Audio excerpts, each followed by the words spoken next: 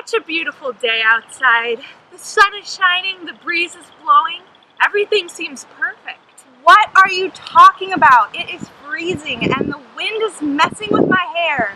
Well, would you rather be inside? I sure wouldn't. Everything is better outside in nature, where I don't have to worry about my problems and I can be myself. What's the difference? They're just two different settings. Why would people's behavior change between them? Well, that's exactly what happens in A Midsummer Night's Dream.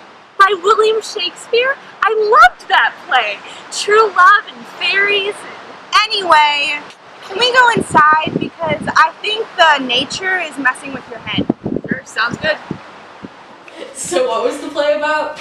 It's basically the most messed up group of love triangles ever. Hermia is in love with Lysander, but is forced to marry Demetrius by her overbearing father. And then Helena is also in love with Demetrius, but he doesn't love her back. Talk about drama. And that's when the fairies get involved. Puck uses his magical flower juice to make everything right, but instead everyone ends up falling in love with Helena.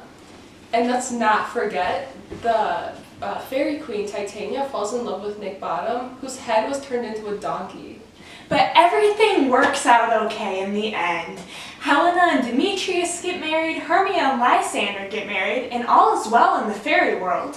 Sure, Bottom's play looks absolutely ridiculous, but it provides a good laugh for the audience. Okay, I guess that makes sense, but why were we outside earlier? Why in the world did Karen feel worry-free and as if she could be herself? That's a good question. We were kind of in our own Green World comedy, similar to that of A Midsummer Night's Dream. Yeah, I mean, that was kind of lame, but you do have a point. Green World comedy is where the characters leave the stifling social constructs of the city and enter a freeing natural landscape such as a forest. Exactly. It's actually so interesting how the characters in the plot of the play change between the two different settings, as seen in Acts 1 and 2. Take Hermia, for example.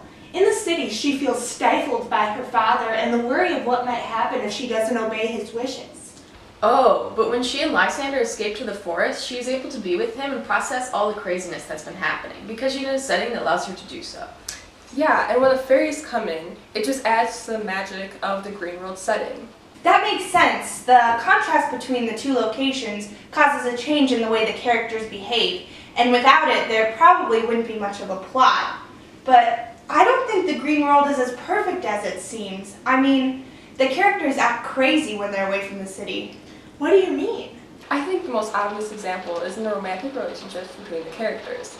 Sure, Helena was pretty obsessed with Demetrius in the city, but she took that obsession to a whole new level in the forest. She even says, "I am sick when I look not on you." That sounds pretty insane to me. I don't know. I think it's kind of romantic. So you're saying that the play portrays love in a positive light? Sorry, Emma, I'm just not seeing it. It seems like the whole point of the play is to show how love makes people behave in ways they normally wouldn't. Yeah, I think Shakespeare's actually taking a more negative view of love here. Look at this line that Bottom says in Act 3. "And yet, to say the truth, reason and love keep little company together nowadays." So basically he's saying that when people fall in love, their sense of judgment goes out the window. Yeah, and here's another quote. In Act 1, Helena says, "Love looks not with the eyes, but with the mind, and therefore is Winged Cupid painted blind." According to this, love literally prevents people from being able to see clearly. That's pretty insane to me. Well, when you think about it, maybe love is better left blind.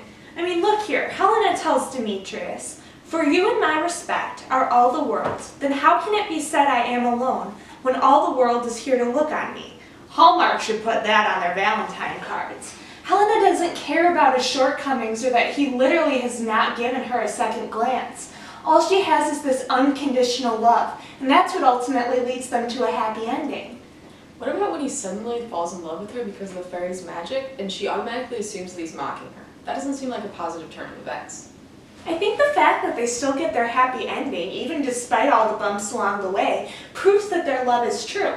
The course of true love never did run smooth, right? And why would the fairies go through all that trouble to make things right if that love wasn't worth fighting for? Alright guys, I think we're going to need to agree to disagree on this one. I think no matter which side you take, you can't deny that the play's characters and events are portrayed humorously. The way everything plays out is just plain hilarious, like Bottom's donkey head and how ridiculously the lovers act. It's definitely different from Othello and Macbeth, that's for sure.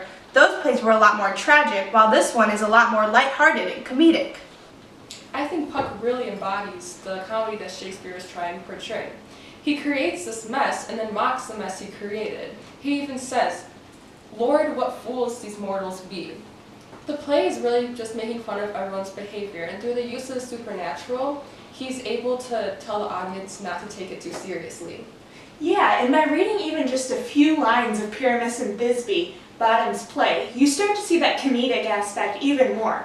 It's kind of hard to take a man playing a wall seriously. I get it. It all ties back to the idea of greenwald comedy, and when people are far away from their society, they behave in atypical and comical ways. So it served a literary purpose and not just a humorous purpose. You know, now that we're back on the topic of the green world, I'm starting to think it's getting a little stuffy in here. You guys want to head back outside? Now that I understand why you guys felt so carefree out there, I'd love to. Do you think there are any fairies outside that can get me a prom date? Well, if there are, you better hope they don't bring you someone with a donkey head.